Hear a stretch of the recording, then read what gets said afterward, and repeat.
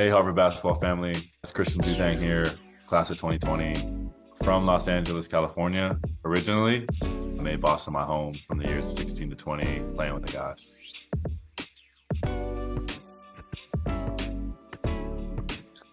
I chose Harvard for a multitude of reasons. It was kind of the best of both worlds for me coming out of high school. Not only, obviously, it's the best academic institution, but we had a world-class team coming in, the Seth Towns of the world, the Bryce Aikens, the Chris Lewises, Robert Bakers. So to be a part of a top 10 class, along with being at kind of the best institution to learn and dive into things on the academia side, proposed a no-brainer for me.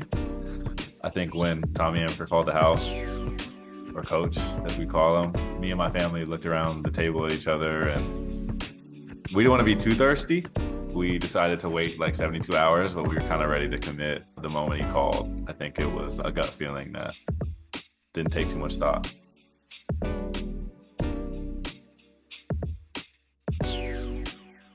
My relationship with my teammates was quite honestly like the cornerstone of my experience. I think a lot of the guys on the team would probably say the same thing.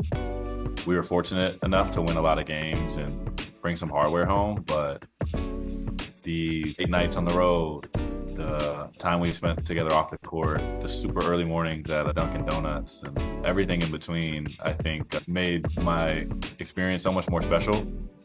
I have a lasting relationship with every single guy that I played with across my 4 years. It's hard to say that people at other programs have felt that way about their team, at least the ones I've spoken to. And so I think we really had a special experience at Harvard men's basketball, and it's something that I don't take for granted.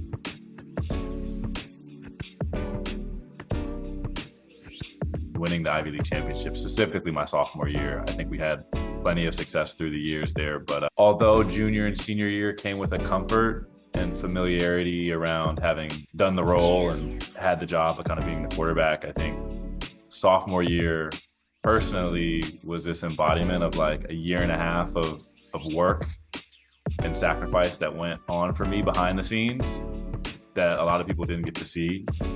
And so to have stayed down through that process and have my number called and be ready for it, I think always holds a special spot for me. And so I was kind of thrown in the fire, and having to figure that out with you, Seth, and with the guys, I think one made for an amazing story, but I think emotionally, I'll always be tied to that year pretty deeply in terms of what we were able to accomplish and how kind of out of the blue it was. So I think sophomore year will forever be something I hold and cherish.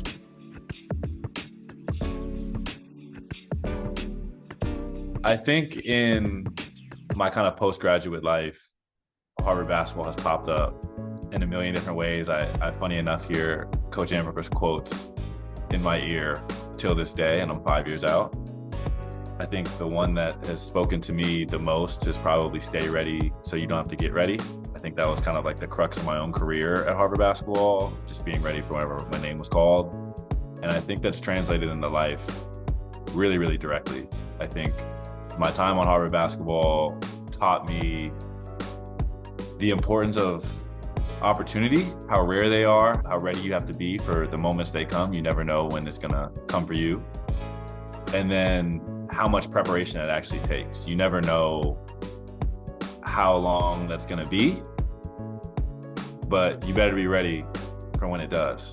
And so I think in my 3 working experiences after college, that's been the same theme, and I don't think I would have been as ready for that if I didn't go through what I went through during my basketball career. So I think I've been ready for every moment since, and I understand that, you know, it's not every day these things come around, and so got to take advantage of it where you can.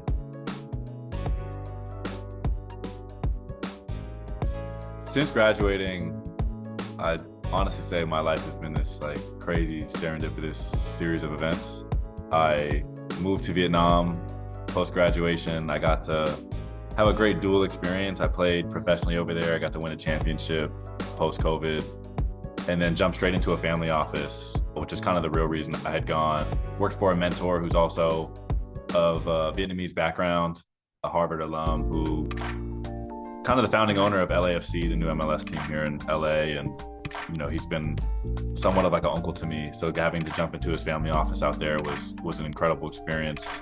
a lot of fintech exposure there and F&B and things of that nature. He's kind of like a global partner with McDonald's too. So I got a bunch of exposure and having to shadow him my first year out. So I think it was an incredible experience. I moved to Seattle after that to work for Russell Wilson and Sierra. A lot more consumer oriented in terms of some of the mandate and investment, but having a nice kind of crossover between putting private money to work in an investment sense and then also operating experience, looking over some of the businesses that weren't getting enough attention in their ecosystem was really, really fun. So getting to put some strategy to work there.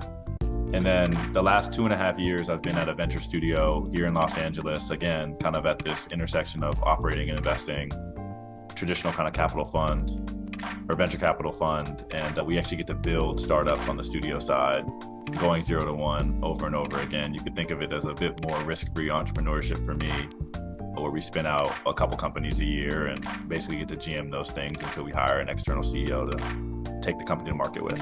So it's been an incredible experience that I think, again, all of my relationships at Harvard basketball have catapulted me into. And I'm really, really excited to see where the next 5 years kind of takes me here.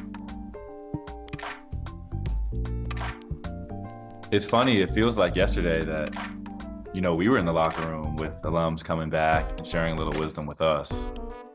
Crazy to be in the seat now. But for the guys who are in the locker room today, I would say that my first piece of advice would be to give everything to the game while you can. I feel fortunate and grateful that I can sit here today and not have to look back with regrets about not pouring everything I had into my experience there. My hope would be that they can feel the same after they kind of hang their jersey up, whether it's 6 a.m. lifts, practice, getting extra shots up at night. Give it all. You don't want to be sitting here after the fact thinking about what else you could have done or things you would have changed. TA talks about it all the time. You don't get time, words, and opportunities back. And this thing blinks and it's gone. Pour yourself into it, and I think it'll pay dividends for the rest of your life. It has for me. It has for every guy who I know who has done that. So, the game is still giving back to me, and me, Seth, Max, everybody, we talk about, the basketball gods reward that. So that's my first piece of advice. The second one would be take advantage of being in the jersey in the other sense while you're in it as well. Everyone wants to help you. I know sometimes when you're in college, it's hard to ask for help or it's hard to, throw yourself out there.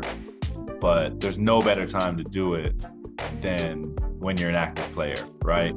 The light's on you, the spotlight's on you, and everybody really, really wants to help you. So delve into it, take advantage of it.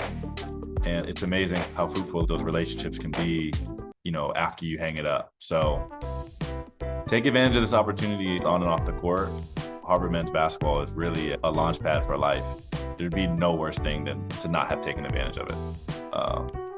So that's my 2 cents from a washed up point guard from yesterday.